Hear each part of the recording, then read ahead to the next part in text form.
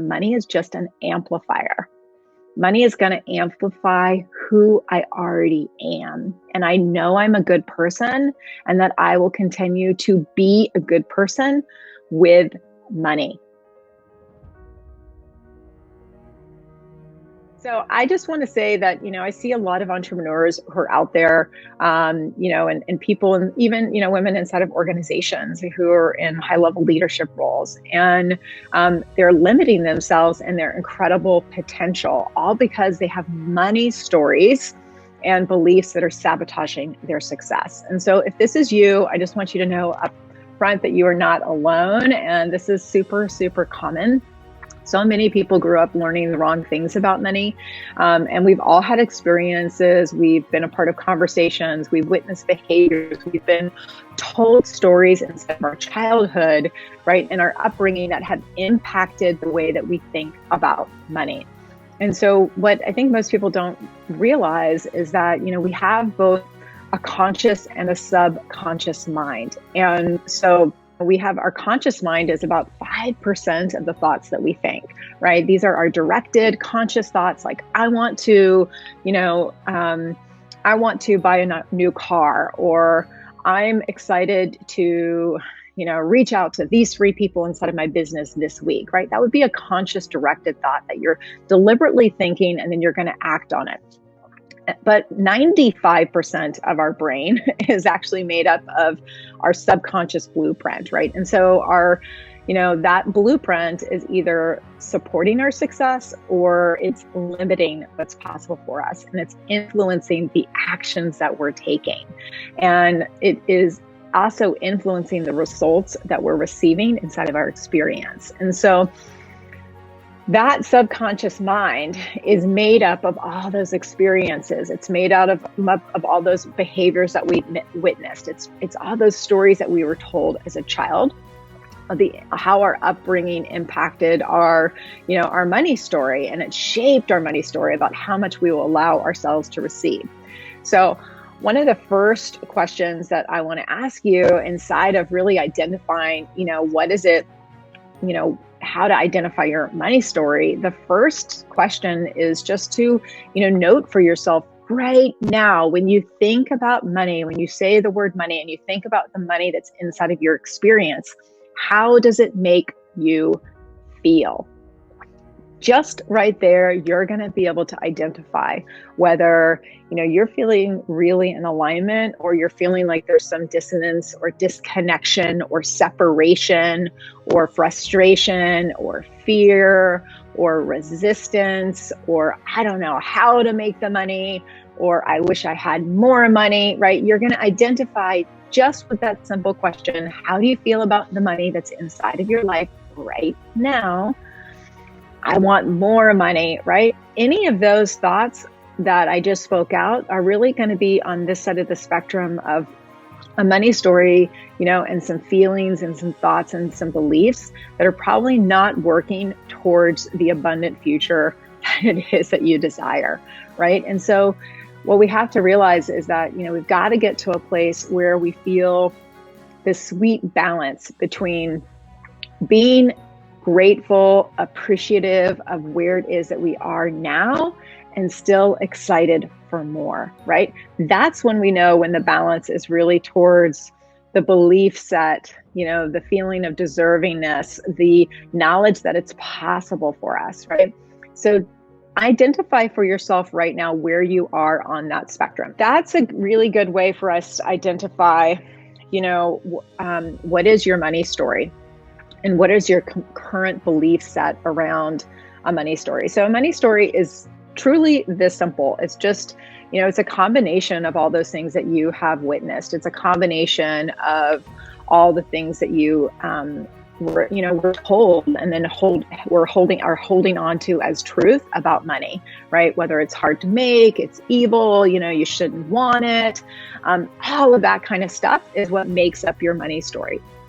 So the second question that I have for you is not just this first question of how do you feel about money right now, but what were you taught about money growing up? This is also going to give you a really, really good reflection of what your money story is and whether it's actually something that you want to be carrying forward with you, or if you're ready to actually rewrite that story into a new money story. So, what did your parents say about money growing up? What were the things that they were doing around you? What were some of those experiences that you witnessed? And that's going to give you a really good window into what your money story is, because even if it's not the things that you want to pull forward into the future, it could still be operating on a subconscious level, impacting your experience.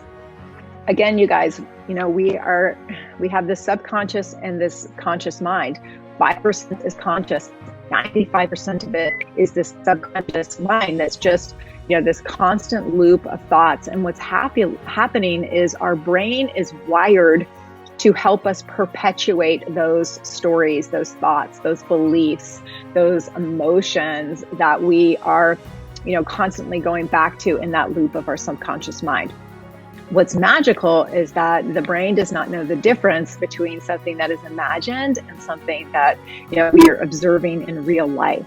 So we can actually start to reframe that story. We can start to train ourselves into different thought patterns. We can start to visualize a new future for ourselves and rewrite the script around what's possible for us in terms of money and abundance and the amount that we will allow in and how we will allow ourselves to be supported.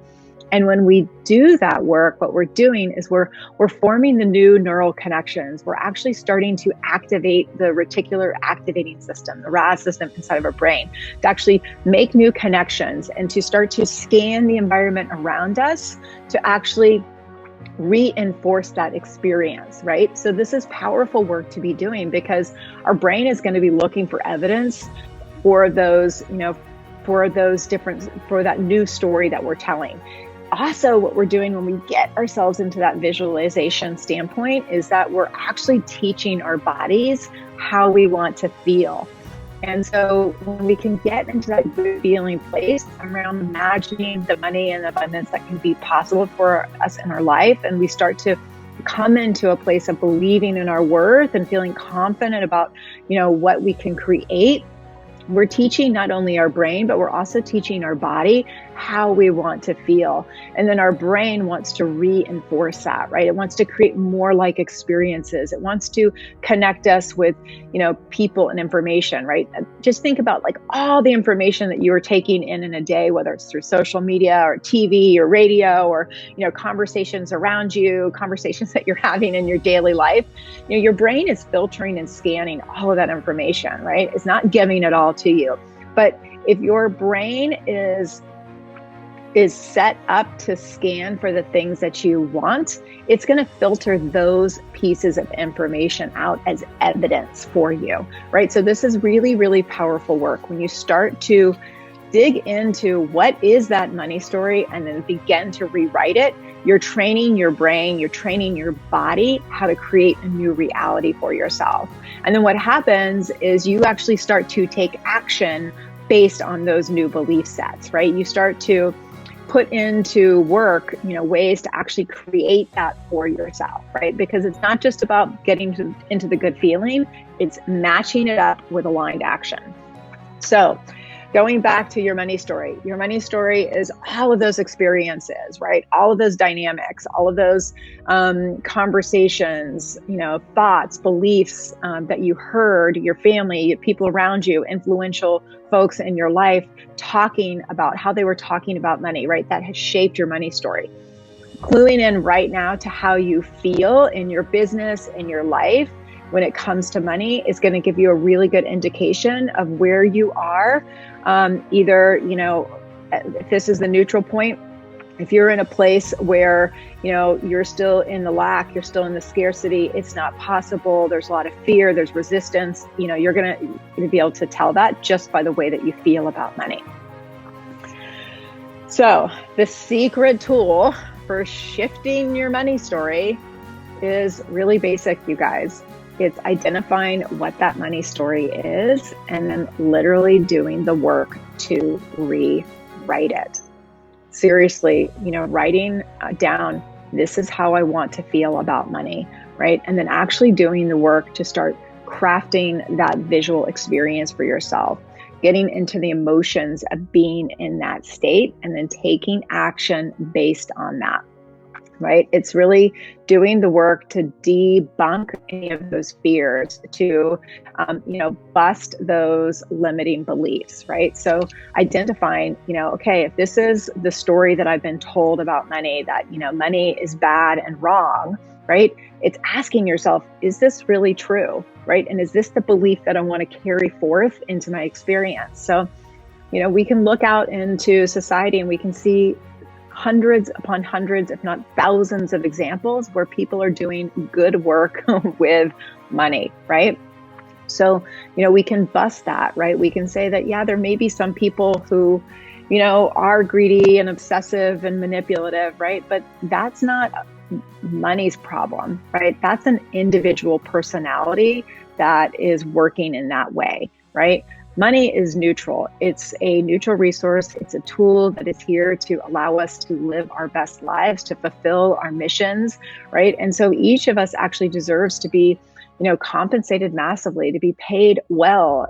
I would argue that it's truly our duty to be as abundant as we can be. And then, yeah, if you want to go use that money through philanthropy or through charitable causes to actually go do your good work in the world, then do it, right? And you can help a lot more people when you're in a place of abundance than when you're in a place of lack and scarcity, right? Including yourself and your family. So going back to this rewriting of the money story as a powerful tool for shifting money to work for you.